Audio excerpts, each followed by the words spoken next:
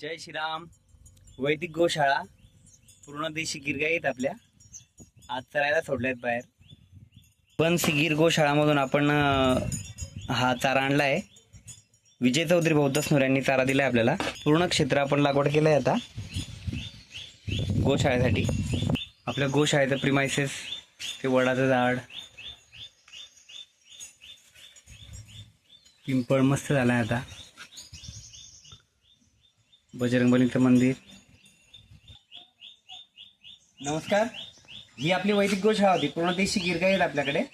तर आपण बनसी गिर गोशाळा यांच्या प्रेरणेतून गोकृपा अमृत आता सगळ्यांना उपलब्ध करून द्यायचं ठरवलं आहे.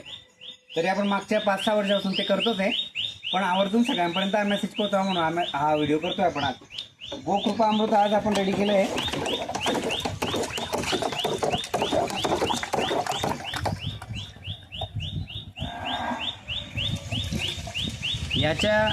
याची महिमा जर तुम्हाला ऐकायची असेल तर बनसी गिर गोशाळा गोकृपा अमृतवर टाकायचं तुम्ही. तुम्हाला त्याचं महत्त्व, त्याचं शेतातले उपयोग, त्याचे प्राणीमधले उपयोग सगळं तुम्हाला कळून देईल. तर ते हे असं जिवंत रसायन आपल्याकडे की ज्यामध्ये फक्त ताक गहू टाकायचं हे आणि बिरजे वापरायचं आणि मल्टिप्लाय करायचं. याचे नियम असे की गोकृपा अमृत आपण कोणाला विकू शकत नाही. प्रत्येकी माणसाला फक्त आपण 1 लिटर देऊ शकतो. त्याने ते मल्टिप्लाय करून पुढे त्याचा प्रचार प्रसार करत राहावा.